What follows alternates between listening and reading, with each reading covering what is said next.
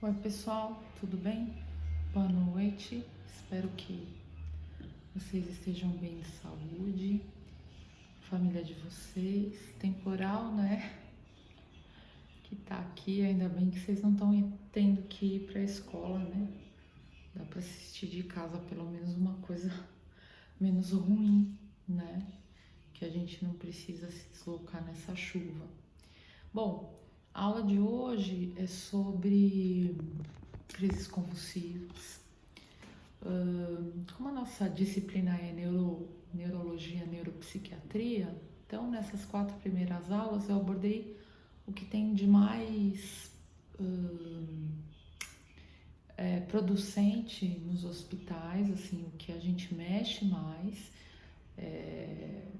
dentro das unidades, seja de terapia intensiva, seja de pronto-socorro. Então eu falei com vocês um pouquinho sobre AVC, sobre pós-operatório de neurocirurgia, a avaliação do nível de consciência que está dentro do trauma crânioencefálico, para quem assistiu a aula, né? E o TCE também está bem baseado em pronto-socorro, mas se precisar também de uma aula, se vocês sentirem necessidade de uma aula de trauma crânioencefálico, eu abordo com vocês também, mesmo que seja fora aí do conteúdo, do cronograma. E crise convulsiva e epilepsia, né? Porque desmaio, vertigem, essas coisas a gente acaba aprendendo no pronto-socorro. E trauma também. Então, basicamente essas patologias que eu passei para vocês são as neurológicas mais producentes, como eu falei. E depois, quando a gente voltar, eu vou falar um pouquinho de psiquiatria, falar um pouquinho de transtorno bipolar, transtorno obsessivo compulsivo, Alzheimer, delírio e drogadicção, álcool e drogas, né? Tem um contexto bastante importante da enfermagem em cima disso. E para quem vai trabalhar em clínica, obviamente, não sei se alguém tem intenção em trabalhar em clínicas de reabilitação e tudo mais, sempre é importante. E quem nunca, né, não vai cuidar de um paciente que ou é um alcoólatra, ou é um cara que é drogado, ou é um senhor ou uma senhora que já tem Alzheimer avançado, ou que está num quadro de delírio, ou então, às vezes o cara pode infartar e ter um transtorno obsessivo compulsivo e você tem que cuidar dele. Então, esse tipo de abordagem é bastante interessante para vocês, tá? Então, por isso que eu explico, me ocorreu, me deu esse insight de explicar para vocês o porquê que vocês têm que estudar essas matérias. Hoje, então, a gente fala um pouquinho sobre crise convulsiva e epilepsia, tá? Existe uma diferença entre uma e outra, né? Eu vou ser bem breve, também não vou fazer um vídeo tão longo quanto do AVC. É que do AVC realmente é, um, é uma doença muito potente e tem muito número, né, no hospital. Agora o Covid bateu todos os números, mas AVC ainda. E os pacientes acabam tendo AVC depois do Covid ou vão pro, vão pro pronto-socorro com AVC e acabam pegando Covid, né? Então, ok. Então, as doenças acabam caminhando juntas. Bom, em relação às definições de crise de convulsão e epilepsia, existe uma diferença básica aí. Convulsão são crises epiléticas, tá? Com manifestações motoras, e epilepsia já é uma condição mais crônica, caracterizada pela presença de crise convulsiva recorrente, né? Na ausência de eventos externos desencadeantes.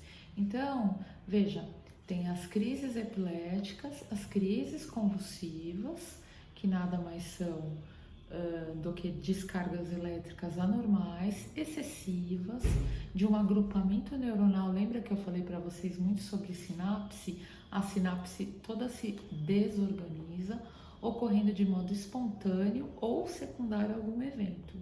Então, o paciente pode AVCzar, ter um sangramento, começar esse sangue irritar os neurônios e o paciente evolui com uma crise convulsiva. Ou ele cheirar 1 grama de cocaína e essa cocaína chegar no cérebro dele e ele ter muita descarga elétrica e acabar por então fazer uma crise convulsiva, né? Então, ou uma crise epilética, né? Que a gente fala que não deixa de ser a mesma coisa, né? Secundária é um evento que veio de fora. E pode ser também que às vezes o evento externo desencadeante pode ser um estresse, né? Ou pode ser um susto, um trauma, alguma coisa que aconteça, tá? Então, as crises epiléticas, então, como definição, descarga elétrica anormal, excessiva e síncrona, tá? De um agrupamento neuronal ocorrendo, então, de modo espontâneo ou secundário a um evento exógeno. A epilepsia é uma condição mais crônica, então o cara pode tornar-se epilético ou nascer epilético, né? E desenvolver as crises posteriormente. E existe também o estado de mal epilético, que é definido como mais que 30 minutos de atividade convulsiva. Então, o paciente, a crise ela é muito rápida, não sei se vocês já presenciaram algumas, mas ela é muito rápida. E acima de 30 minutos, já o paciente a gente considera que ele está num estado de mal, né? Então, a grande diferença aí do estado de mal epilético para a crise convulsiva, para a crise epilética, para a convulsão, é que ele dura mais que 30 minutos de atividade contínua, com 2 ou mais crises sequenciais, em total de recuperação, sem total recuperação do nível de consciência. Porque nessas outras crises que eu falei para vocês, o paciente recupera a consciência rapidamente, às vezes ainda fica um pouco sonolento e tudo mais, tal, mas no estado de mal isso não acontece. Bom, vamos supor que o segundo slide decorre para vocês, por exemplo, se vocês estiverem andando, chegando na escola e pegam um cara convulsionando na Cruzeiro, né? Então, a primeira coisa que a gente tem que fazer é chamar o 93, pedir ajuda, né? Virar o indivíduo de lado, sempre, não colocar nada na boca dele, principalmente a nossa mão, porque eles têm um trisma muito forte durante a crise, essa musculatura fica extremamente rígida e aí eles podem morder, né? Então a gente vira eles de lado para o músculo glossofaríngeo, a língua cair e ele também não morder a língua. Tem gente que perde pedaço de língua, né? No momento do trisma, o máximo que pode se fazer é colocar uma colher ou um pedaço de pano, né? Na verdade, para a pessoa não se machucar, não conter o paciente à força, porque ele pode se machucar e machucar alguém, procurar uma identificação de alguém mais rápido e, assim, o mais importante é proteger a cabeça do indivíduo. Então, pegar uma bolsa, um casaco, um pedaço de pano, qualquer coisa, e pôr embaixo da cabeça do paciente que vai estar deitado, por exemplo, próximo de uma guia, de uma rua, né, em algum lugar, porque ele se debate e nesse momento em que ele se debate, ele pode fazer um trauma e se já tem uma predisposição a sangramento, ele pode sangrar. Uma outra coisa é afrouxar a roupa, às vezes o cara está engravatado, a mulher está com roupa apertada, dá uma afrouxada na roupa para poder ter expansibilidade pulmonar e ficar de olho se esse cara, principalmente, deixar ele com a cabeça um pouco mais elevada, porque se ele vomitar, não vai para o pulmão, né? E aí ele não aspira, tá? Ele não broncoaspira. Bom, a relação direta com a gravidade da lesão cerebral, principalmente pós-trauma crânioencefálico. Então, a maioria das pessoas que fizeram um TCE grave, seja por acidente de carro, atropelamento, ferimento por arma de fogo, ou uma paulada, ou alguma coisa que caiu na cabeça, né? Precisa ser um TCE qualquer, existe aí uma relação muito direta com epilepsia pós-traumática, né? Então, os pacientes acabam fazendo, por causa da injúria cerebral já sofrida, crises, ele pode evoluir para crises recorrentes, tá? Pode acontecer também no primeiro ano pós TCE, por isso que os pacientes vão embora para casa tomando protetor cerebral, que é fenitoína e Dantal e tudo mais, e às vezes toma até profilático para prevenir que esses pacientes acabam evoluindo, tá? Então é só uma questão de curiosidade que pós-TCE, principalmente,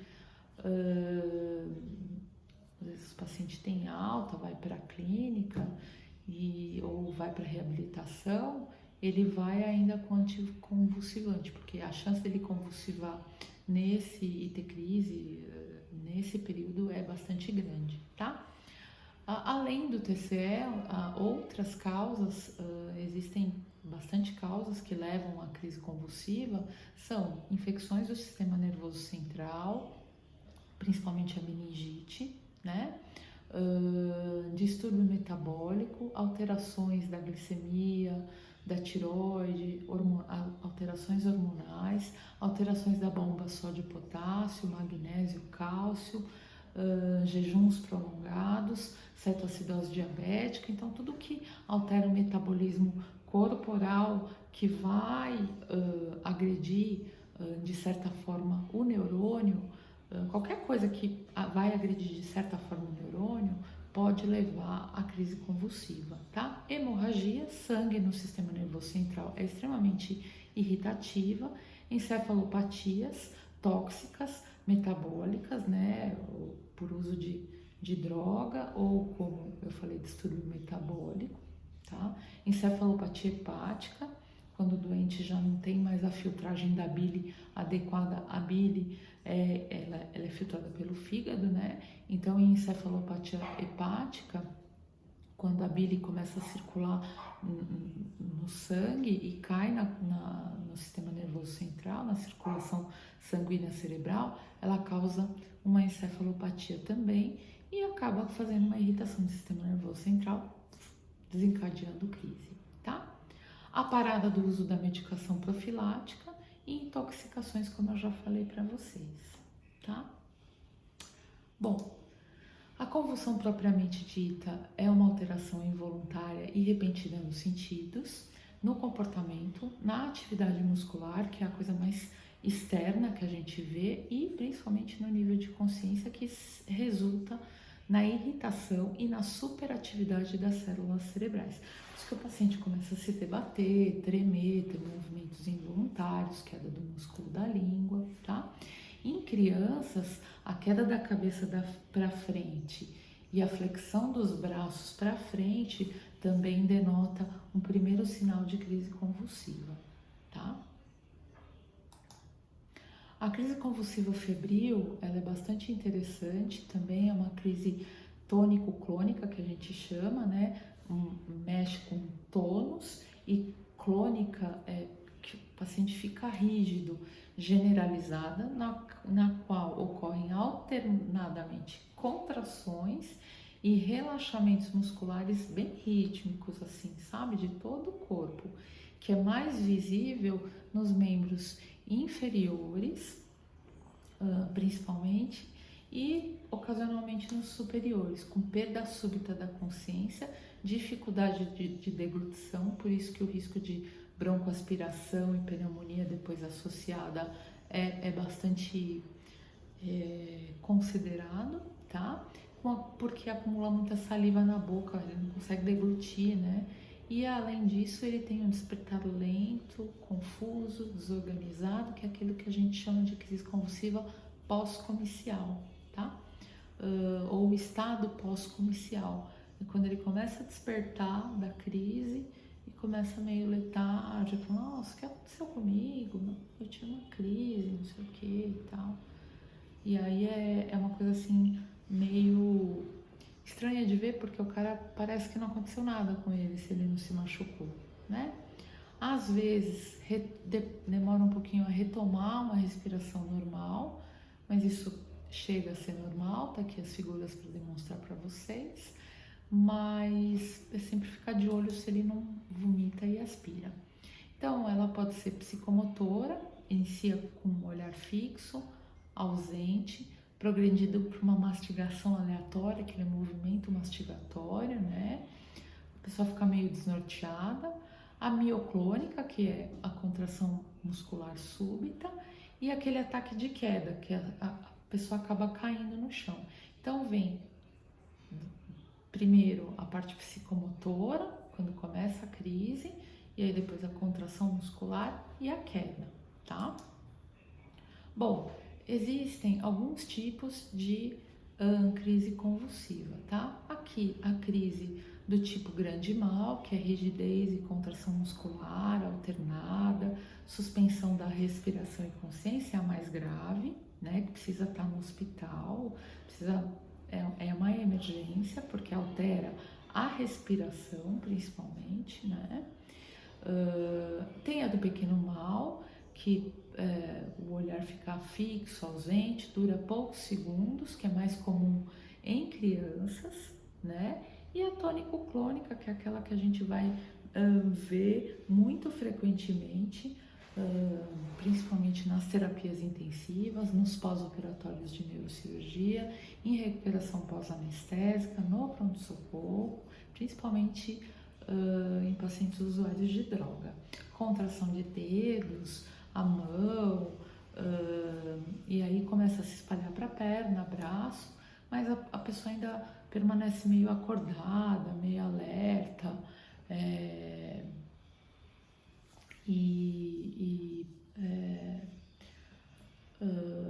assim, como eu posso dizer, ela ainda responde a estímulos, tá?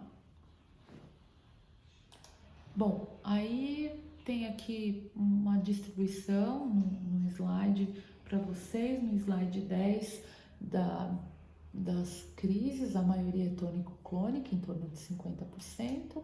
A história clínica que a gente tem que perguntar para o paciente quando ele chega é se ele tem epilepsia, o tipo, a etiologia, se ele tem, qual é a frequência da crise, se muda de acordo com se às vezes ela é de pequeno ou grande mal, quais são os sintomas que vêm associados, se ele usa medicação, se teve infecção recente, se usa alguma droga, se teve alguma intoxicação, se já teve trauma, se teve febre e principalmente, não esqueci de falar para vocês, se tem tumor do sistema nervoso central. Porque às vezes o tumor do sistema nervoso central tá lá pequenininho, só cutucando o neurônio, cutucando, até uma hora que desencadeia a crise.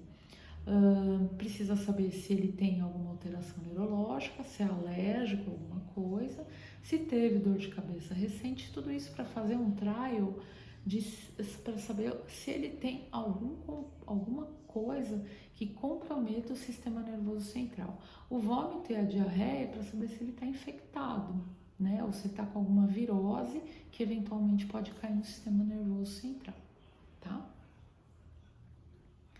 Bom, as crises convulsivas, quando, a depender, como eu falei para vocês primeiro, na primeira aula sobre as áreas cerebrais, quando ela pega na região occipital, lá atrás, existem algumas formações luminosas, o paciente tem alguma escotoma, vê o olho brilhar, sabe? Parece que tá vendo luz. Quando aqui na lateral tem um sentimento de medo associado, né? Que é onde é a área mais do medo, da felicidade, a área temporal. Quando a convulsão é frontal, ela principalmente motora, né? Com as tônicos clônicas geralmente são de lobo frontal, e parietal, um pouco mais posterior, formigamento e calor, e aí acompanha todos os movimentos, todas acompanham os movimentos, mas cada um começa com uma característica, tá? Então o exame físico mais importante que a gente tem que fazer é observar o nível de consciência, aplicar a escala de coma de Glasgow, né? Saber se o paciente está orientado, se ele lembra o que aconteceu, se ele sabe onde ele está. Olhar a pupila dele, que eu mostrei para vocês, né? Ver os reflexos do olho. Se ele está rígido, se ele está espástico, se ele tem reflexo. E principalmente a força muscular. Pedir para ele apertar a tua mão e saber se ele está respondendo a estímulo, né? E se tem localizador, se tem rigidez de nuca. Então, a força muscular e a coordenação também são partes do exame neurológico, tá? Que a gente acaba fazendo quando o paciente chega, o técnico acaba fazendo quando o paciente chega no pronto-socorro. Ele pode fazer, doutor, o paciente está com uma rigidez de nuca importante ali, o senhor quer dar uma olhada? Ele não está conseguindo mexer o braço, está meio hemiparético. Então, a gente tem uma abordagem bastante interessante aí, tá? Além disso, fazer um exame físico geral, né? Olhar a cabeça para ver se tem trauma, né? Se cortou, se machucou, se tem algum sinal de trauma cervical ou rigidez de nuca, tá? Taquicardia, hipertensão, atenção especial para respiração e principalmente observar se o paciente está cianótico, pálido, se tem algum sinal de intoxicação, aquela sudorese importante, intoxicação exógena, isso é muito comum no pronto-socorro, tá? Quais são os exames complementares além do exame físico e neurológico, né? Cólice líquor, para saber se ele está infectado, tomo, é mandatório, né? E se tiver ressonância no hospital, beleza. Eletroencefalo, tem que fazer, né? Exame toxicológico em algumas suspeitas. Raio-x de tórax para ver se ele não aspirou saliva, comida durante o evento e tem uma pneumonia, tá? Rotina de erros de metabolismo para saber se tem alguma coisa do metabolismo que desencadeiam crises. Por exemplo, o doente celíaco que tem alergia a glúten, come glúten, faz crise convulsiva, né? E a avaliação genética, que é uma coisa mais para frente, né? Bom, aí eu mostro para vocês algumas figuras. Slide 16 é um eletroencefalograma com uma atividade normal, tá? E um eletroencefalograma em crise, tá? Então, vocês vão ver na crise parcial, na crise generalizada, como é uma crise convulsiva propriamente dita no eletroencefalo, tá? Parece um eletrocardiograma, só que todo pintadinho assim, né? Então, aí tem os exames complementares, eu demonstro para vocês um eletroencefalo, tá? No slide 19, eu mostro uma ressonância sem crise e uma ressonância toda pintada com crise. E durante a crise, o que a gente tem que fazer, o mais importante, né? Marcar o tempo de duração, analisar se braços e pernas se contraem e como se contraem, se ambos os lados ou um lado só. Se existe cianose ou se a cor da face se torna azulada, sinal que não está chegando oxigênio. Se o paciente ainda tem um pouquinho de nível de consciência, se responde a chamado ou responde a dor, ou se está inconsciente, e se há sinais de incontinência urinária e fecal, tá? Colocar sempre o paciente deitado num lugar seguro e amplo. Isso no ambiente hospitalar ele já vai estar, né? Na rua, afrouxar roupas e no hospital também. Proteger a cabeça, limpar as secreções. Não se deve procurar imobilizar o paciente, como eu falei, nunca colocar dedo na boca. Geralmente no hospital a gente enfia uma guedel, ou enfia uma seringa, ou enfia um pedaço, uma sonda, alguma coisa para ele poder morder e não se machucar, né? Após a convulsão, o paciente pode estar ainda um pouco sonolento e desejar descansar, isso é possível. A gente pode permitir isso, que ele repouse, sim, porque é um estresse físico muito pesado, né? E a gente procura deixar o paciente em jejum, porque ele ainda vai ter dificuldades para deglutição, tá? Então, aqui eu coloco alguns, no slide 22 eu coloco algumas coisas que podem acontecer, né, durante o paciente, as 4 principais efeitos da epilepsia, tá bom? As melhores posições para se... que são eventos, slides de eventos, né? Que existe a melhor posição para você manter o paciente. A gente fala um pouquinho sobre fatores de risco, né? História familiar, febre alta, velocidade dessa subida da febre, história prévia de crise febril e observar a sequência de acontecimentos, duração, incontinência, se é tônico-clônica, como parou essa crise, como ficou o nível de consciência, a capacidade motora, a fala e a diminuição de estímulos sensoriais são os fatores que a gente tem que observar como fator de risco. O tratamento é parcial e secundariamente para crises generalizadas se usa a carbamazepina, a fenitoína, a primidona, o fenobarbital. Quando chega logo no hospital é diazepam na veia, tá? Eu coloco para vocês bastante sobre isso, gostaria que vocês lessem, mas já devem ter tido isso em farmacologia, né? Mas lembrar que em determinadas situações, principalmente é o idantal que se usa, lembrar que ele é extremamente irritativo para a veia, precisa de filtro, tá? Na veia periférica, tem doses máximas, principalmente e para se utilizar o Gardenal e o idantal, precisa se atentar às vias de administração e o que está prescrito. Então, o slide número 30 mostra para vocês bastante isso, tá? O slide 32 mostra para vocês também o que é comum na síncope para diferenciar da crise convulsiva e epilética, tá? Por exemplo, na queda, na síncope, ela é devagar e flácida. Na crise convulsiva e epilética, ela é rápida e tônica, sabe? Aquela coisa mais agressiva, mais grosseira. Na síncope, demora de 3 a 30 segundos. Na crise convulsiva, até 5 minutos. A cor da pele numa síncope, a pessoa fica meio pálida, né? Com uma náusea, com uma turbação visual. Já na crise convulsiva, a pessoa fica cianótica, porque falta ar, tá?